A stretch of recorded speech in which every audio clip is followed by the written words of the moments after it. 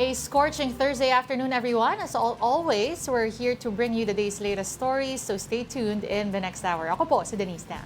Lourdes de Vera naman ang aking pangalan ngayong Abril 9, Araw ng Kagitingan.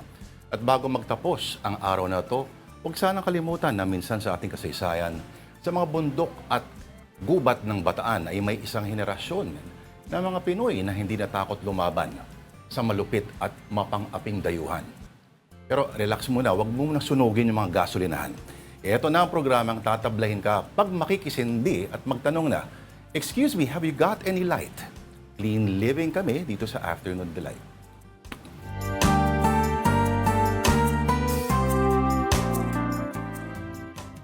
At sa lahat ng magigiting, yan po ay yung mga lumalaban ng pareha sa tapat. Isang mapagpalayang araw ng kagitingan sa inyong lahat.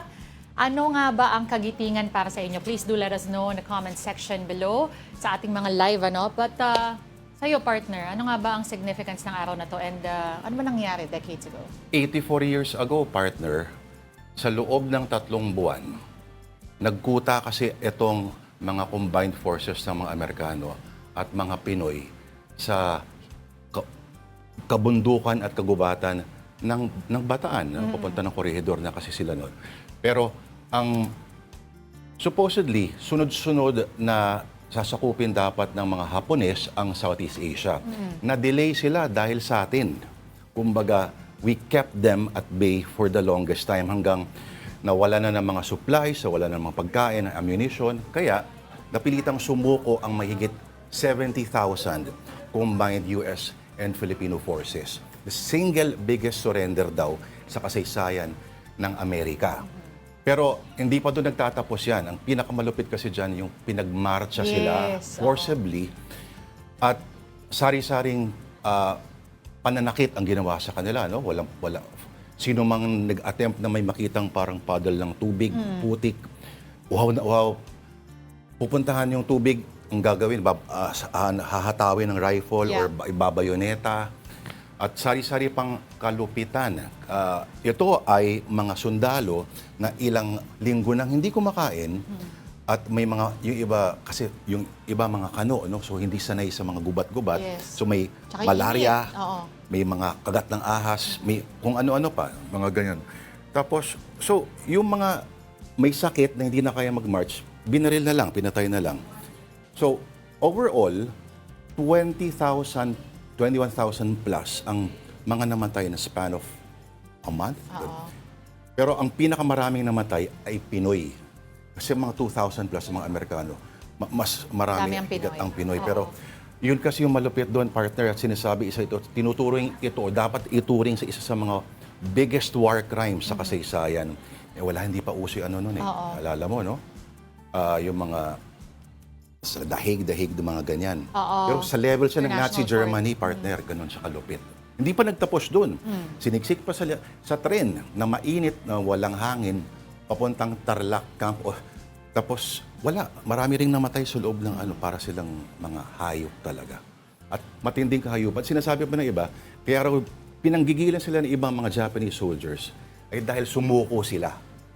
Alam mo yung phrase na, mga Hapon, hindi raw papahuli ng buhay. Yes, meron silang mga rituals kapag bago mahuli.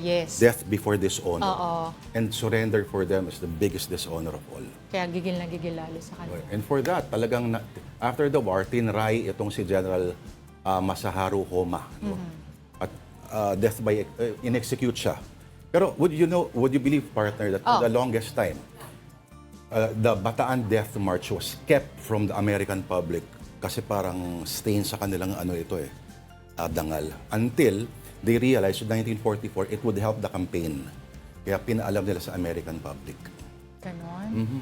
Kung kailan lang conveniente. At ngayon may dambana sa Mount Samat sa Bataan na pinagawa ng panahon ni Marcos Sr. na magpapaalala sa mga nangyari noong 84 years ago, partner. So, for the longest time, Bataan Day ang tawag sa April 9 hanggang noong 2007, sa isang Republic Act, this was heretofore known as Araw ng Kagitingan. So alam natin maraming uri ng katapangan. Yes. Pero at least kahit ilang minuto lang siguro, mahanap din naman sa YouTube yan. Mga, Oo. kung matyaga tayo, tumitingin sa mga TikTok na kung ano-ano.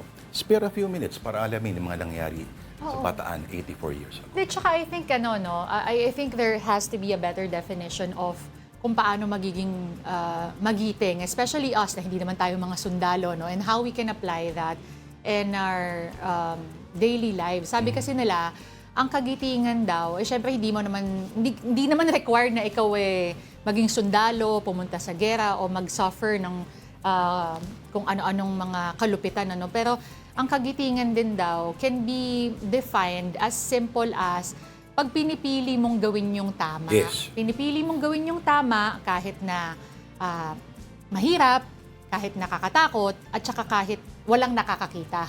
Tama. Importante yon. At ang katapangan daw is not the absence of fear.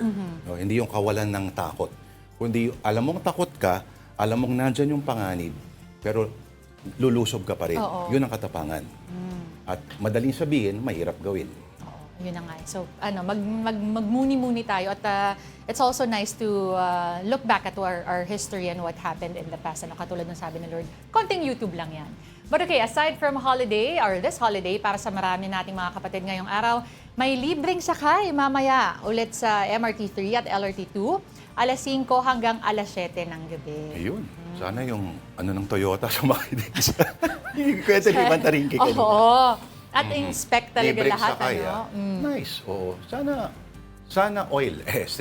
Sana mas dumalas pa yung mga ganyan. Yes. Parang kahit pa paano yung tulong naman Oo. sa mga kababayan natin na ang 20 pesos maaring sa ginagalawa nating mundo, partner, ay wala yun. Pero maraming Pinoy ang walang 50 pesos. Oo. Isang linggong pamasahe na rin ng no? Anyway, okay. Marami sa mga magigiting na nilalang ay makikita sa mga kabukiran at sa karagatan. Fisher folk and farmers, all part of a struggling agriculture sector, are reeling some more because of the oil crisis. According to agriculture group CNAG, only less than 1% of the country's 2.5 million fisher folk have received government aid. Small-scale fishers are among the hardest hit as they rely heavily on fuel to go out to sea. So far, almost half of them have already ceased venturing to sea or they incur more losses. CNAG urges the government to fast-track assistance, warning that delays could further threaten food supply and livelihoods. So, ibig sabihin, 6 weeks into the whole crisis, kumbaga, nagma-mathematics pa yung ating mga agencies kung saan kukuha ng pera and how to provide relief sa ating mga farmers and fisher po. Pero sabi nga natin po, everyday na walang ayuda, pabawas ng pabawas po yung nagsasaka at pabawas ng pabawas yung nangingisda po. So it's really very unfortunate.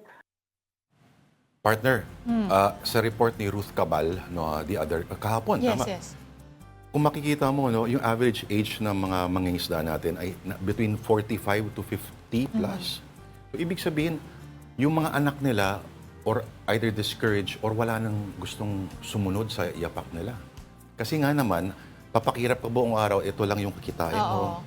Pati sa farming, ganyan na rin, partner. Although may nakikita tayo ng may mga bata, no?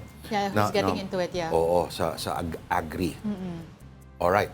So, mag-agree tayo na kailangan tumulong ang gobyerno sa mga sektor na ito, kundi habang buhay na tayo mag-i-import.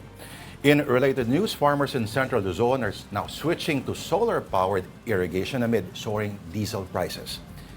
And our Mojo journalist Jas Paredes has this story.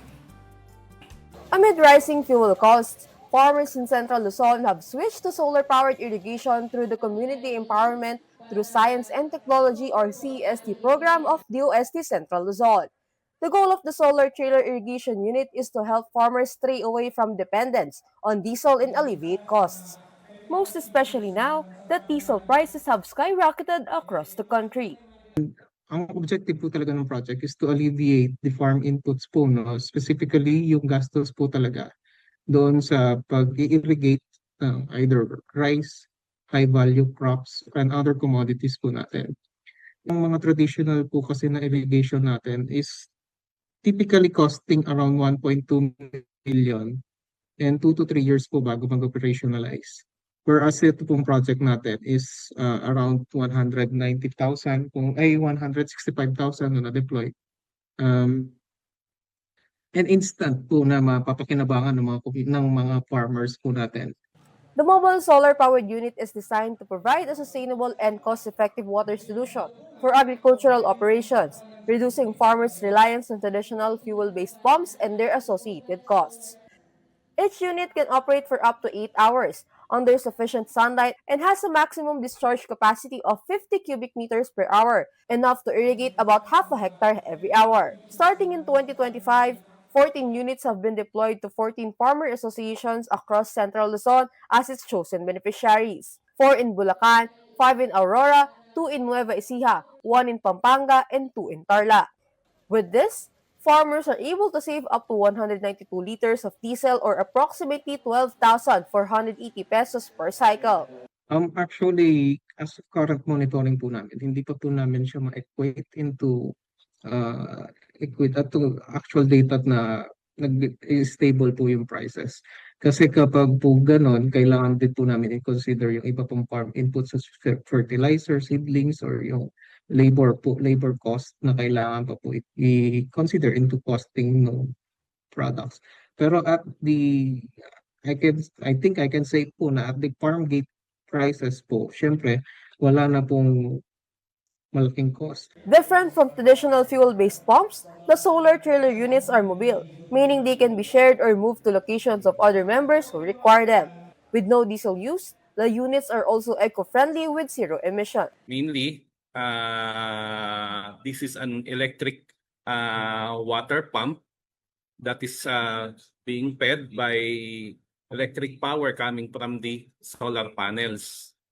Then the pump motor, once naman siya, pagka na-energize na siya, it will pump out water para dun sa mga irrigation natin. Specifically, yung design ng ating pump na to is for a surface type or sa mga open water sources or sa mga mabababaw na shallow tube well. One of its beneficiaries also shared the first-hand experience of farmers in San Ildefonso, Bulacan. Sobrang laking tulong po para po sa mga farmers kasi alam na sa farming po, ang gastos po sa irrigation is nasa 10 to 30% po ng total cost of farm cost. Ngayon po, lalo pa ngayon, sabi ko nga po 30%, baka mas tumaas pa po dahil sa prices po ng diesel.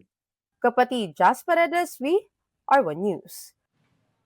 Meantime, help is on the way in other forms for jeepney drivers in the province of Cebu. Kung ano yun, alamin natin sa ating One News Cebu desk. Dale Israel. Dale, okay, what forms of assistance are drivers getting from the concerned agencies or local government for that matter? Yes, mayong hapon, Lord and Denise. Dito tayo ngayon sa Capitol Grounds where the distribution of 10 kilos of rice is currently underway for public utility jeepneys or PUJs drivers in the province. This assistance is aimed at cushioning the impact of rising fuel costs on our transport sector. Around 2,000 drivers from different towns and cities across Cebu province are expected to benefit from today's distribution. The list of beneficiaries was consolidated through LTFRB and the drivers operators themselves. This is just the first batch of the program, with the next distribution set to benefit bus drivers and taxi drivers. That's next week. Officials also say that similar distributions will be conducted in the towns that are far from the Cebu city to ensure wider coverage. In total, there are around 4,000 drivers across Cebu province who are targeted to receive this assistance. Priority is given to drivers, but conductors will also be included in the program. The government has allocated some 250 million pesos, or the provincial government has allocated some 250 million pesos for this rice subsidy program, with the rice being sourced locally in the province. Meanwhile, one of the beneficiaries, Alberto Pacang from Dumanhog, says rice subsidy is a big help for his family. According to him, 10 kilos of rice can already cover about 1 week of consumption for his family of 4. And he used to earn around 1,000 pesos a day, but now, just yesterday, he only earned about 250 pesos from his driving. This highlights the continuing struggles of drivers amid rising operating costs and fuel costs. And that's the latest here at the Cebu Provincial Capital. Back to you, Lord and Ang ganda Denise. nung idea, Dale, kasi kumbaga, tumutulong ka rin doon sa mga local rice That's true. producers, Oo, may chain yun, farmers. ah. Unless imported yan. Hindi, locally sourced. Locally ba, sourced, Dale? Dale? Locally sourced. Locally Oo. sourced yan. Galing dito sa Cebu Province at saka meron din galing sa Bohol. Galing. Parang umiikot din yung ano, ang ganda. Tsaka ang kagandahan, kasi kapag nag-interview, Dale, correct me if I'm wrong, pero majority ng mga nakakausap ng drivers, at least for dito sa Metro Manila, ang una kasing binibili talaga bigas. Yes. Oo. Oo. Tama. Ang galing. So, ang 10 kilo, paulit, Dale, how many days can that last for a family For- of 4? For a family of 4, sabi ng driver, mga isang or 8 days daw yung Oh, konsumo diba? sa Malaking isang bagay sa yun. 10 kilo na mga rice, na rice. 250 million. Ang yaman talaga ng Cebu, no? Pero okay, I mean, we applaud this program, Dale, ano? Pero meron din bang nabanggit dyan na maybe a long-term solution pa na pinaplano o niluluto pa lang at this point?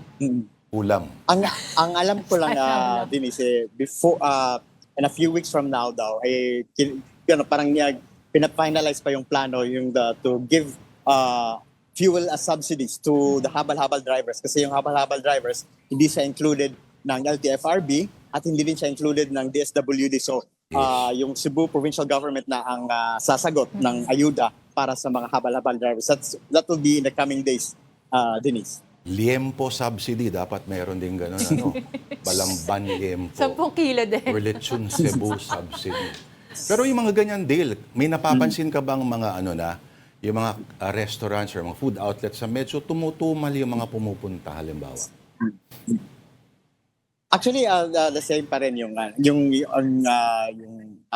attendance ng mga tao dun sa mga restaurants. Pero nakita natin, napansin natin kanina, yung medyo maliit or few na lang yung mga cars na nakikita natin sa daan. Mga 12 noon yun kanina kanina 12 noon tapos mga mga ilan na lang yung nakikita natin mga kotse. Aba, Lord. so parang walang traffic. Kunyari, nagmamadali ka mula sa Ayala Center papunta sa airport.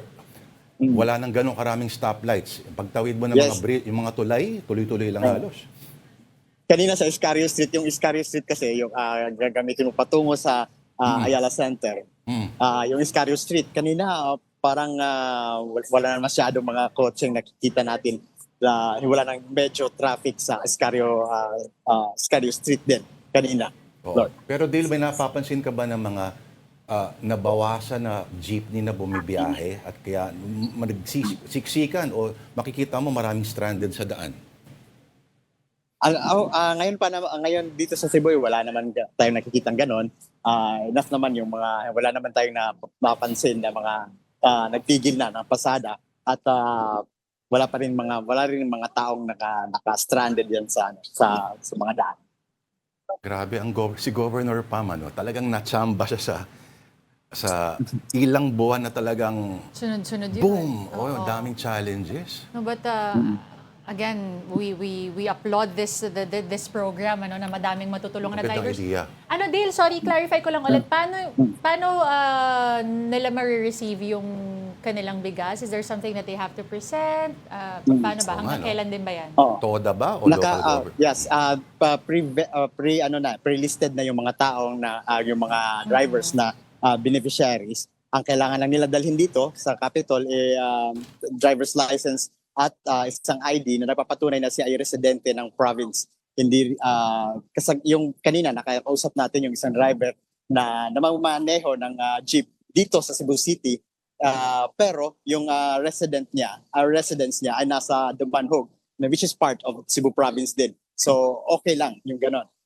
Maraming ganyan na mga driver na dito nagtatrabaho, nagmamaneho sa Cebu City, pero taga Cebu Province ang kanyang pamilya. Alright. So, kanon, ug, sudan. Kanin at next na yung ulam. Pero daghang salamat ug may ayong adlaw. Dale Israel ang ating One News Cebu Desk. Thanks, Dale. And at this point, we bring you the other headlines at this hour. The House Committee on Justice has summoned NBI Chief Melvin Matibag to its hearing on April 14.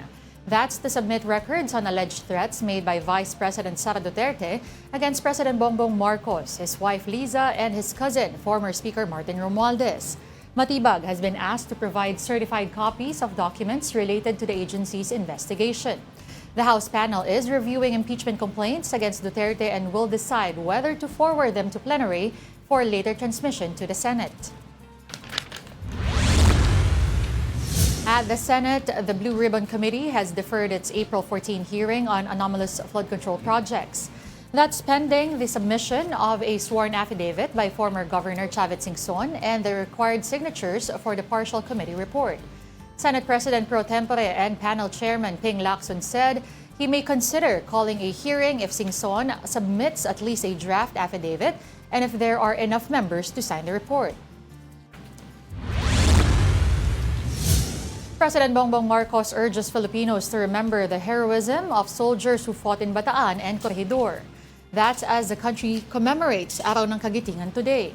He encouraged citizens to embody courage and integrity in daily life and emphasized that a nation's strength is measured by how it stands and fights as one.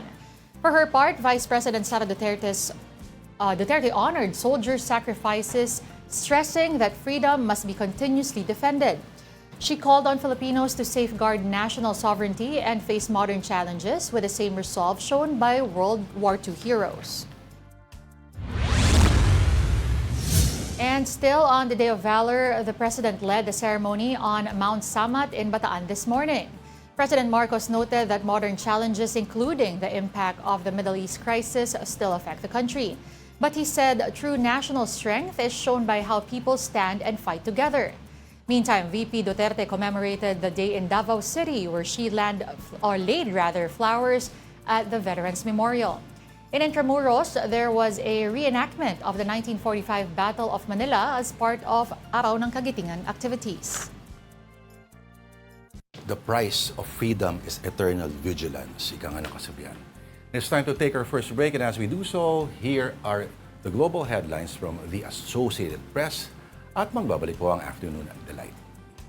This is AP News Minute. Iran, the U.S., and Israel agreed to a 2-week ceasefire that headed off President Donald Trump's threat to unleash a bombing campaign to destroy Iranian civilization. Iran and Gulf Arab countries reported new attacks, but it's unclear if the strikes will affect the deal. Israeli strikes hit several densely populated areas in Beirut without warning on Wednesday, hours after a ceasefire in the U.S.-Israeli war with Iran. Lebanon's health ministry said at least 89 people were killed and 700 were wounded. Rex Heuermann, a 62-year-old Long Island architect, pleaded guilty to murdering 7 women in the Gilgo Beach killings and admitted to an 8th. In a crowded courtroom, he described his crimes with victims' relatives present and faces life without parole. King Charles and Queen Camilla will celebrate their 21st wedding anniversary on April 9th. Later this month, the royal couple will use tiara diplomacy during a state visit to the U.S. amidst strains in the Britain-America special relationship.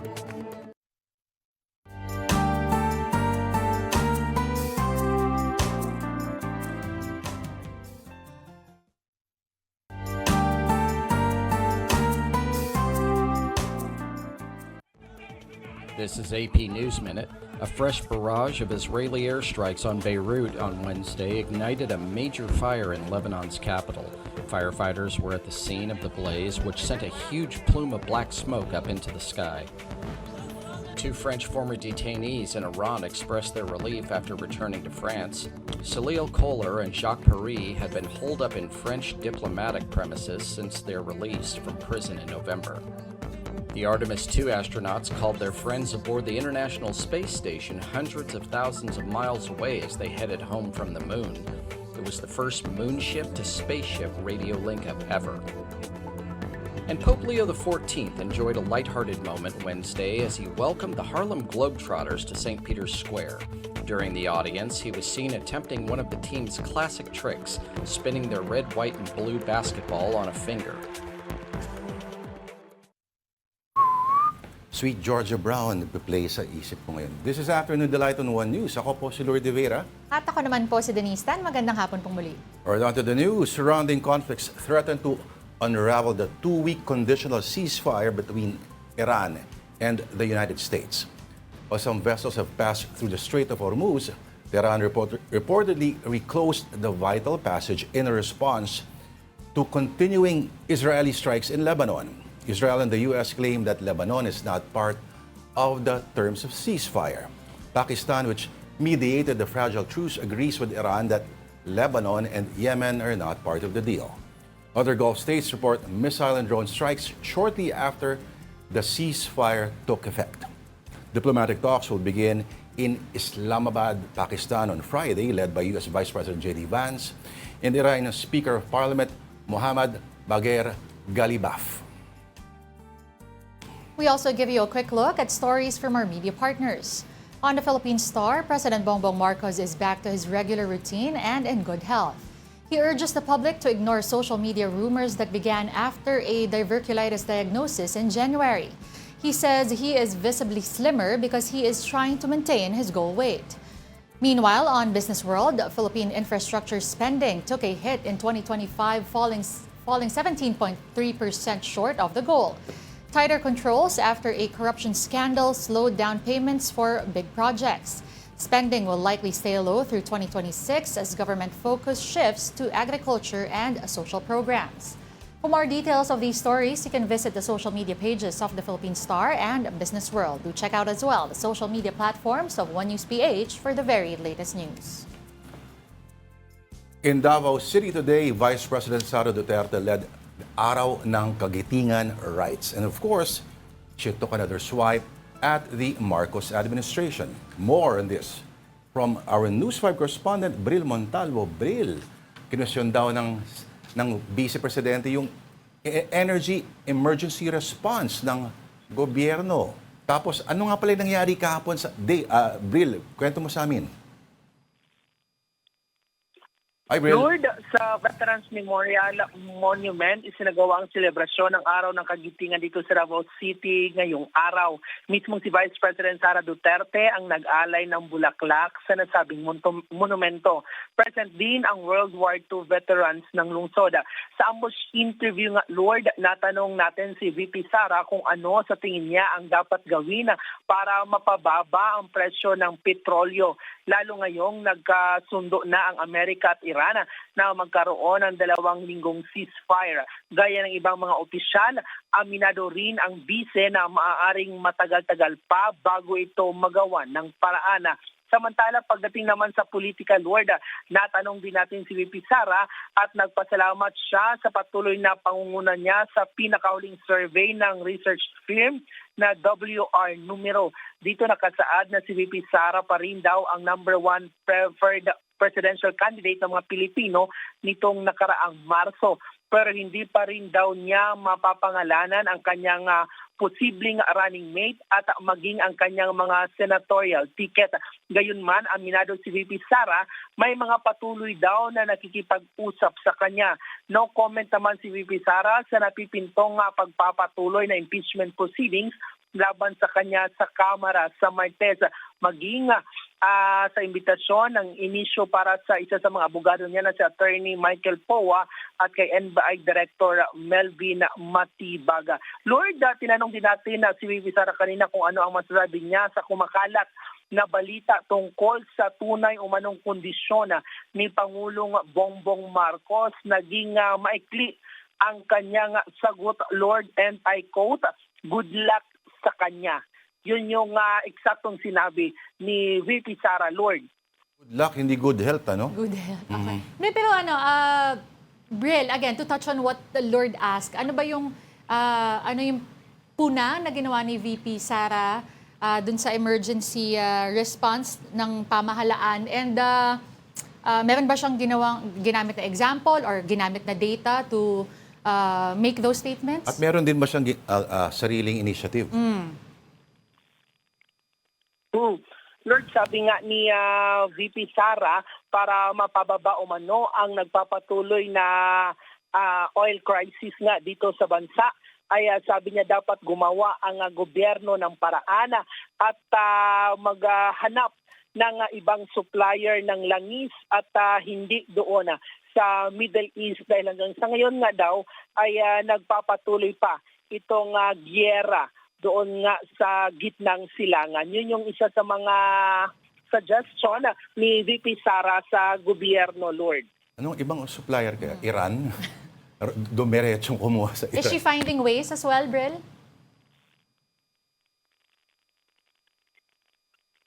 Bril? Yes, Denise, pakiulit. Is the Vice President also finding ways Or helping to find or ways. helping to find ways, trying to find ways to get a different ano ba? Supplier Or source ng oil right now for the country?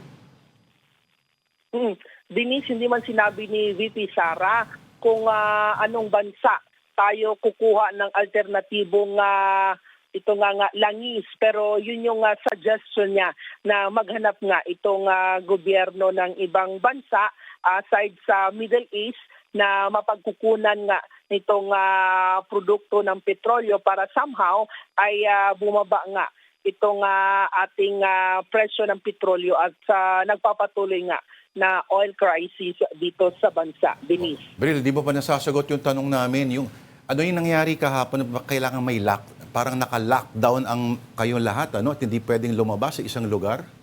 At bakit gaano ka-big deal yung nangyari kahapon ba? Lord, alam mo, kahapon may event ito si Vice President Sara Duterte kahapon ng hapon ito nga sa isang mall sa Davao City. So, protocol nga ng Vice Presidential Security Group during the event ni VP Sara, before the event, may 2 hours na nga na lockdown. It's a protocol. Kahit pa man, sa presidential coverage natin is ganun din ang protocol. Before the event, before nga pupunta sa event ito ang presidente or maging ang vice president ay may 2 hours na protocol lockdown. Bawal nang gumala, bawal nang pumasok, bawal nang lumabas doon sa venue kung saan present itong ang presidente or ang vice-presidente. Kaya yun yung nangyari kahapon, Lord, sa event ni VP Sara. At lalo pa, teritoryo niya yan, ano?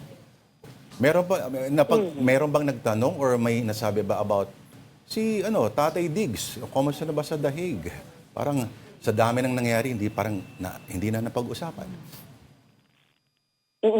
Lord, kanina nga sa isinagawang ambush interview matapos nga ang event ng Araw ng Kagitingan dito ay hindi na natanong yang tungkol kay dating Pangulong Rodrigo Duterte kung ano nga ang kanyang kalagayan doon sa The Hague, sa the Netherlands. Yung tanging natanong lang natin at sa ating mga kasamang media, ito nga sa kanyang yung magiging vice presidential running mate at ito ang kanyang mga senatoriable. So tikom pa rin ang bibig ni VP Sara Bagamat. Meron ng mga lumalapit sa kanya na nagpahayag na magiging kasama sa kanyang senatorial slate pero hindi pa ito in-announce ni Vice President Sara Duterte at maging ang kanyang nakatakdang running mate ngayong 2028 election. Tayong tatlo lang naman nag-uusap dito, Bril, ano? May idea ka ba kung sino yun ang bulong-bulungan ba? Baka lang may mga nasasagap ka ng mga chismis ba? Dating artista ba ito? Clue. Baka pwede mo kaming bigyan ng clue or initials ng pangalan. Ng yung Vice President, Lord? Yung running mate.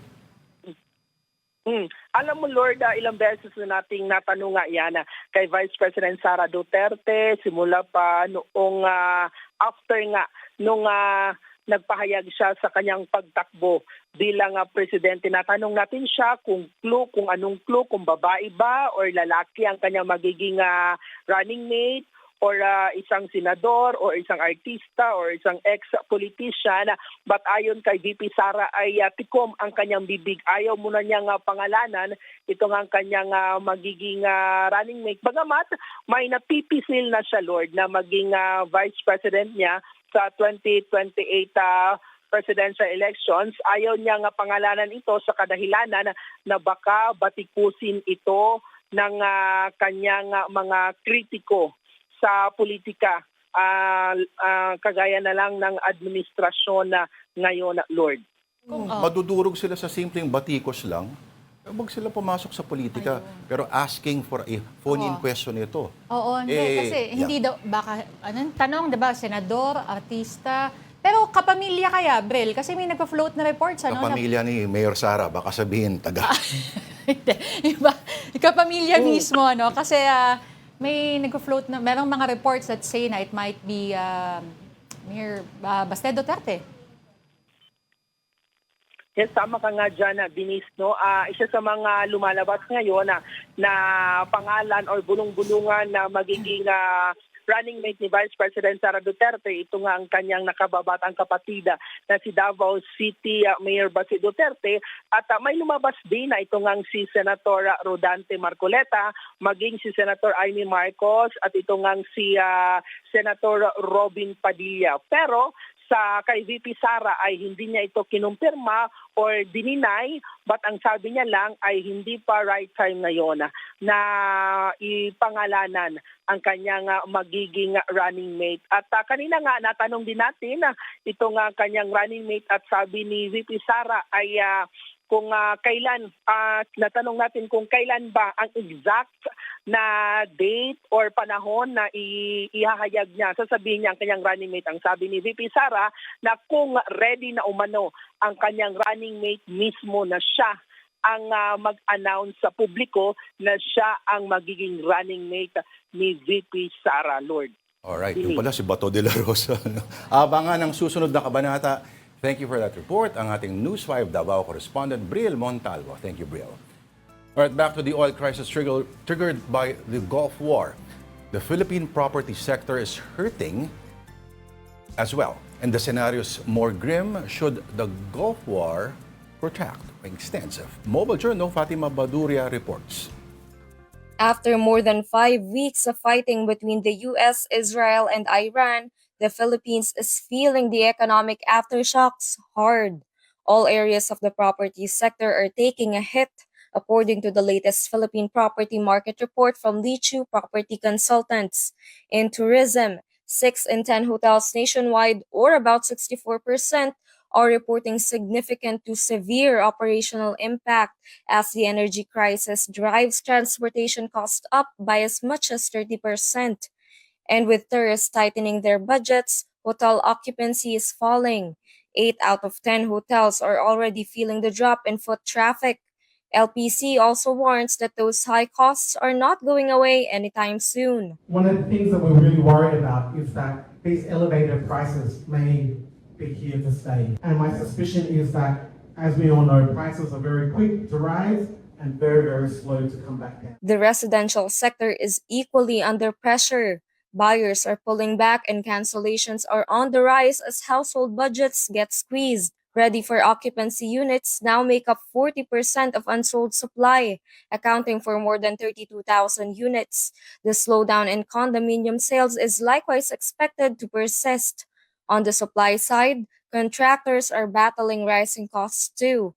Some are already invoking force majeure clauses which could lead to delays or even projects getting stopped altogether. As contractors are seeing their costs rise, they need to, cover their costs. There might be some delays or stoppages in projects, as developer and contractor if they cannot agree on any increases towards their contracts. The office sector has been hit too, but there is a bright spot. Despite a 22% quarter-on-quarter dip in gross demand, vacancies are declining and more companies are locking in medium to long-term leases of 5 to 10 years. LPC CEO David Lichu says that stability could translate into something bigger for Filipinos if we can capture some of that capital leaving the Gulf. Ever since this war happened and the Gulf states were hit, we are seeing a lot of capital looking to move out of the Gulf into the region, into Asia, and in particular, Philippines and Thailand. We should feel very blessed that the office market continues to grow and that we continue to advise and do deals because those deals are going to translate to jobs in the Philippines. Kapatid Fatima Baduria, we are One News. In other news, Akbayan lawmakers want the House to discuss the proposed joint oil exploration between the Philippines and China. For the details, we have mobile journalist Amy Atienza. Amy? Yes, good afternoon, Lord Denise. Nabanggit mo na nga no, na nananawagan itong Akbayan Party List lawmakers na magkaroon nga o magplano nilang magpadala ng sulat no sa House of Representatives para nga mapag-usapan pa ang estado ng Pilipinas pati na rin ng China pagdating nga sa West Philippine Sea. So alam naman natin no na sa May pa ulit magbabalik ang sesyon sa Kamara at inaasahan nga na by then ay magkakaroon na nga ng talks with the Department of Foreign Affairs pati na rin ang Special Committee ng West Philippine Sea sa Kamara para nga makita natin kung ano na nga ba nagiging takbo tungkol nga dito. Pero bukod pa dyan, no, narinig na din naman natin no, na ipahayag na nga yung posibleng joint oil and gas exploration ng Philippines at ng China. At nakita na rin natin no, yung suporta hindi lang ni Pangulong Bongbong Marcos pero pati na rin ng ilang mga senador tungkol nga dyan sa joint exploration na sinasabi para nga mag-ease din no, yung effects ng Middle East tension dito sa ating bansa. Pero so far narinig natin no si Senator Panfilo Lacson na sinabi niya rin na kinakailangan ng safeguards para nga hindi rin mawala yung sovereignty ng Pilipinas pagdating dito sa West Philippine Sea. Yan din yung naging panawagan sa isinagawang press conference kanina ng atin ito coalition at nabanggit pa nga ni co-convener Rafaela David na mahalaga talaga na itong yung sovereignty ng Pilipinas ay hindi mawawala sa kabila nga ng joint exploration na gagawin ng Pilipinas with China. At nasabi na rin no ni former Supreme Court Associate Justice Antonio Carpio na dapat din kasing tingnan no na yung nations sa Southeast Asia wala pa silang partnerships or agreement when it comes to this joint oil and gas explorations with China at yun din yung kinakailangan i-consider dahil nga kung magtutuloy-tuloy ito baka may chance din no na maabuso din ng China yung mga reserves na meron dito sa ating bansa. Lord Denise? Thank you very much. Again, that was our mobile journalist, Amy Atienza. And this is still Afternoon Delight on One News. We just need to pause for another break. And promise, siya, ako, will be right back.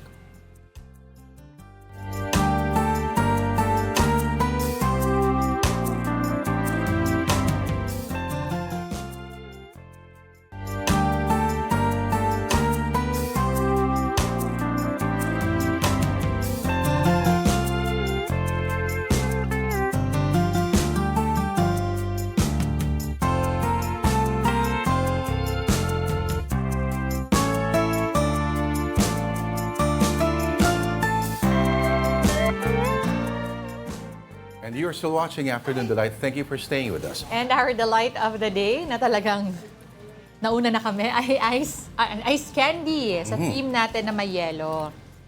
Ano paborito mong flavor? Ice candy. Nung bata ako, gusto ko buko. Tama. Buko. Tsaka yun yung madalas na pag nabibili mo din. Pero itong mga ice candy natin medyo may extra thick siya. No? Chunky Oh, but you think we mind? You think she minds? Ito kasi, ang paggawa ng ice candy, medyo e-extrahan mo siya, alam ko medyo hindi healthy, e-extrahan mo siya ng sugar. Yes. Kasi pag nag-yelo siya, mawawala Wala yung lasa. Kasi, What is that?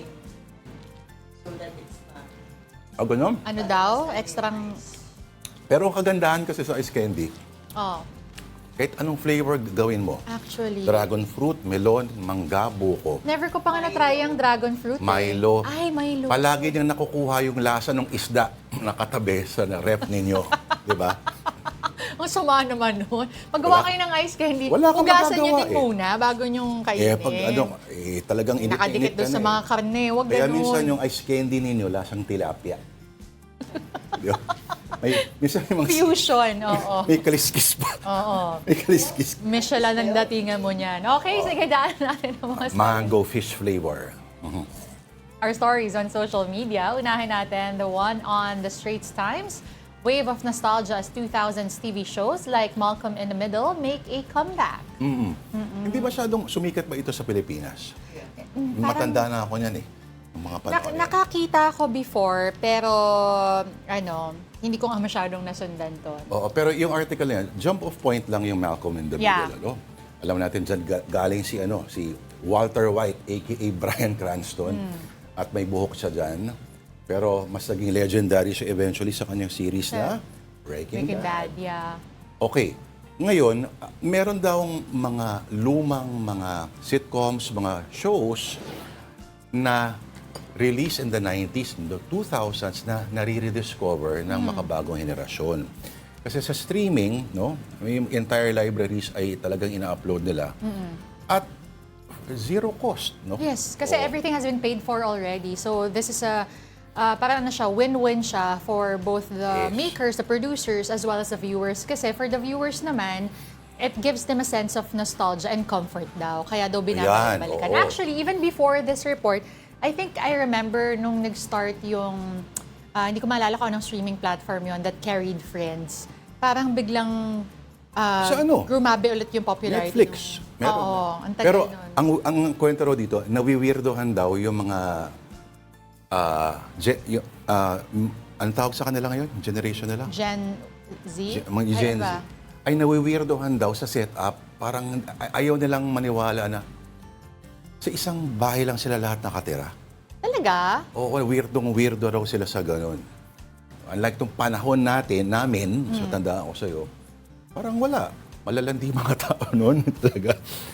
Kung No, wait, kanya-kanyang sorry. kwarto, pero isa lang ang kanilang living room. Hindi nila makuha yung konsepto ng roommates, I guess, for... Kasi Tama ba? ano ba nangyari dito sa mga batang to? Bakit sila ganyan? Hindi nila mag-gets. Or masyado ba silang morally upright?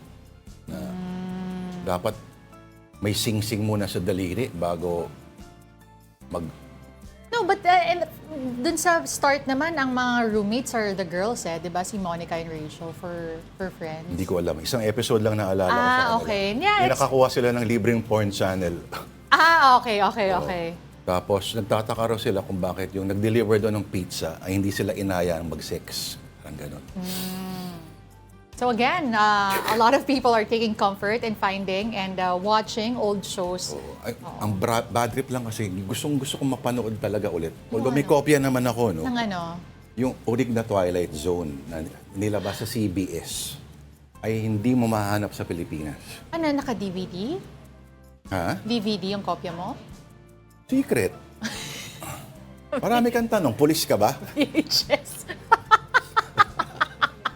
Beta pa nga eh. May iba wala pa rin tatapad doon sa original black and white. Yung Rod Serling pa yung host ng 1960s. Talagang meron nung 80s. Okay lang. Doon, yun yung mas nauna kong napanood yun sa 80s. Ano? At nung 90s, nagkaroon siya ng version. 2000s, nagkaroon siya. Si Forest Whitaker yung... Pero gusto ko pa rin yung... Mas type mo yung original. yung black and white. Iba yung dating talaga nun kasi.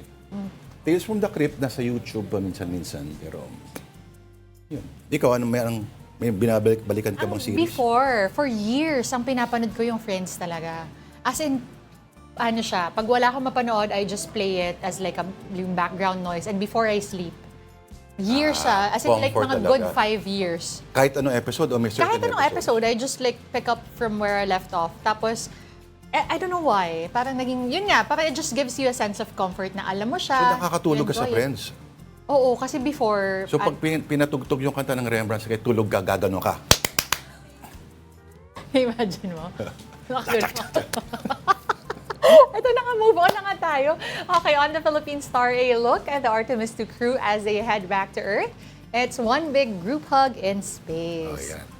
Huwag na natin sabihin kung ano yung sinabi ni Donald Trump tungkol sa kanila. Parang minansplain pa ni Trump eh. Nagkaroon pa ng ibang ano. But this is after them making a trip to the farthest side of the moon. Ito nga, making history daw, beating the record that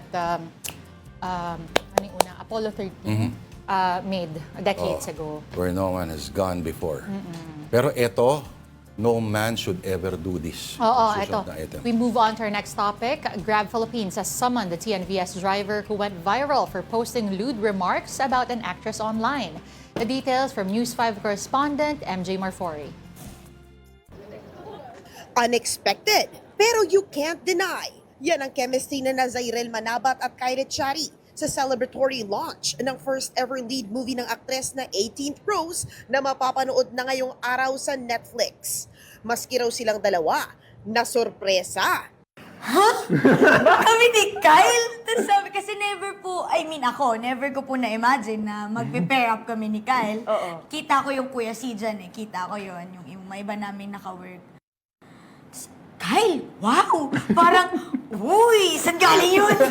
Parang sobrang random po. Pero at the same time, since nung na-explain na nga po yung story, Amboy, ganyan, wala rin naman po akong ibang makita na gaganap aside Kyle. So yun, natawa lang po talaga ako. Tapos habang kinukuhanan din namin, or first day, or first meet namin, yung mga story, script reading, talaga kami, ganun lang kami ng ganun. Iba pala tayo ng reaction. Sorry. Okay. Si Kyle Ako po. naman, when I got the whole story, they told me the story of Rose, story of Jordan, everything. Tapos sabi ni Direk, so sana umuo ka. Sabi ko, Direk, sino po muna si Rose? Sabi si Cyril, sabi ko, uy, game! Sabi ko, oo naman, bakit hindi? Nag-iisa yan eh. To work with Cyril, bakit hindi? And I got so excited for her. Kasi alam ko, this is her first leading lady na at I know there's so many people waiting for Cyril's first leading lady role. Kasi talagang deserve niya. And it's such an honor to be your first leading man. So, Bibida sila as Rose at Jordan sa coming-of-age romantic drama tungkol sa first love at womanhood. Set in beautiful Romblon na 12 hours ang biyahe via Roro para mapuntahan lamang. where Jordan and Rose would create their love story. And sobrang ganda kasi ng Romblon. And people don't know enough about it eh. At sobrang natutuwa ako na pinayagan kami ng Netflix mag-shoot doon. Sobrang blessed lang din po kami na hindi lang yung story namin yung pinapakita namin sa world. Kumbaga yung kagandahan din ng Romblon. Pagkatapos ng event, hindi pinalampas si Cyril ang pagkakataong sagutin ang viral post at caption ng isang TNVS driver na nagpa-picture sa kanya habang papunta siya sa trabaho. Aaksyonan niya raw ito. I'm really vocal about protecting women, protecting me against any sexual assault or sexualizing women. Hindi ko yan papalagpasin. Of course, hindi dapat nagiging entertainment yan in any forms. And at the same time, I hope the platform or the app should do something about this. And imagine kung gaano kahirap yung buhay ng isang babae. Nagtrabaho ka lang, may nagpa-picture lang sa'yo. You're just being kind, you're just being a human, a decent human being. As far as I could remember, ang bait-bait ko sa kanya, nagtip pa nga ata ako. Kaya si Cyril, isusulong talaga ang pagiging babaeng palaban. There's nothing to be scared or to be afraid of. Sinira niya yung tipo ni Cyril. It's okay. Hindi niya sisirain. Nakakalakas pa yan. Nagpa-fuel lang siya ng reason for us to be more brave and for us to be to spread more awareness about this kind of topic. Grabe naman, walang dapat sinasubject sa ganyan. Kaya sa States meron yung Uber Black. Mas high-end, kumbaga. Kung nakatoksido ka. Pero ito kasi walang dapat ng ganyang trato. Una, nakakainis pa yung caption eh. Parang nagpa-picture sa akin itong babaeng to. Diba? Una, parang amoy lawa yung niya eh. Yung sasakyan niya eh. Kasi iba natutulog sa loob. Alam mo ba? Pero grabe naman na Ayun ako. Buti nga kung kombinasyon ng laway at pawis. sana nga, yun lang. No, So, alam mo yung pinamalengke sila, nasa likod pa. Dalawang kumapit likod, na yung pati amoy. No, but again, no woman, no person deserves to be treated like this. So parang yung anong tawag dito? Violate yung Yes. Nako. Ang dami kong kilala. May comment pa na referring to certain anatomical parts, parang papasaring na gano'n. Alam mo, ang hindi ko maintindihan dito, why they still think it's okay to actually say this publicly. Yung mali na nga yung iniisip mo, talaga ikakalat mo pa na, tapos at the end of the day, sasabihin mo, hindi, joke lang naman yun, biro lang naman yun, hindi ko naman sinasadya. Ano in-expect yung mangyari? Parang cool mo talaga. Oo, exactly. I don't understand why they feel like okay gawin yun. Anyway, Okay. Kaya Isang good vibes minuto muna lang. tayo. Oo. Binabati natin ang lahat sa lahat ng mga mga kapatid natin na TNVS. Mag-isip muna bago mag-post. Alright, binabati natin lahat ng nanonood sa Afternoon Delight while live streaming at Facebook, YouTube, and TikTok. Pero bukas na lang ang mga pangalan. Tama ba? Aaron Revilla? Tito Kasi Jane, wala tayong oras eh. Tito Jane tuloy. Tito Rodel and Jane Catapia. Wala na rin tayong Wala oras tayong para oras. batiin sila Mike Policarpio. Marian Laja. Marian Laja, sorry, we're out of time. Wala tayong oras batiin. Prof. Mike. Ay, tama. Prof. Mark Pasco. Mark pala. Prof. Mark. Oo. Wala na tayong oras. Okay. Sige. That will have to do it for us. Bawi po kami today, or tomorrow rather. But for today, the Day of Valor, April 9, dito na po kami magtatapos. Thank you for watching Afternoon Delight. Ako po si Denise Tan. Tuloy lang katapangan, lahing magiting. Bukas ko na rin babatiin ng tatay ko. Okay, join us again tomorrow, 2 p.m. Ako po si Lord De Vera, kapatid. We are one news, all sides, all the time. Have a delightful afternoon.